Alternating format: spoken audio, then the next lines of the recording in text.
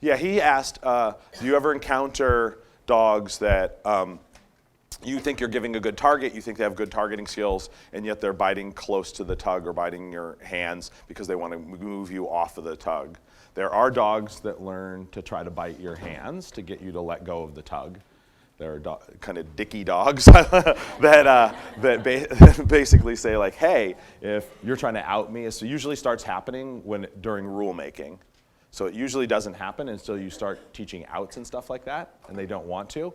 And where it usually starts is when you're immobilizing it for the out, the dog accidentally initially moves over and gets your hand, and you let go. And there's a smart dog that goes, oh, if I get you in the hand, I don't have to let go, and you're going to let go of the toy. And it can start that way. If I determine a dog is very motivated, right, and they're deliberately going for my hands, it's a tough call. I really want to watch somebody play to make sure that they've been consistent and clear in their presentations. Most of those are mechanical errors on the person's problem by a long shot. You are hooking or sliding your presentations and the dog's hitting close to your fingers or hitting your fingers due to bad presentations, inconsistent presentations on your part. But there are dogs that do, and if I determine that they are, but the dogs have enough motivation, when they get my hand, I stop playing and say no. Like, you don't get to bite my hands, and then I put them on the toy and I play with them.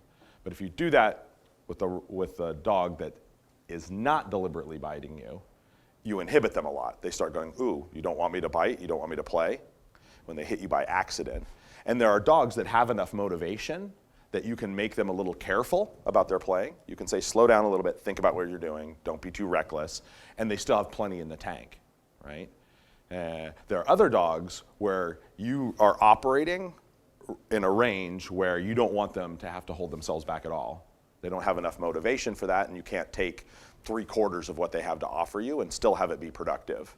Whereas I have a dog that's up here, 3/4 of what that dog has to offer if they were going with full intensity is plenty still. Like enough to get all my stuff done. And there's another dog where you're like, I don't want you to be inhibited at all, so my presentations need to be really important. Good play mechanics, there are a certain type of dog, the kind of 1%ers that will play regardless. Like, I can do things wrong, they won't play as well as they could, but I can do things wrong, I can inhibit them a little bit by making lots of rules, I can make them be careful about how they grab stuff, and they still play, right? And then there's a bunch of dogs in the middle where our mechanics really matter.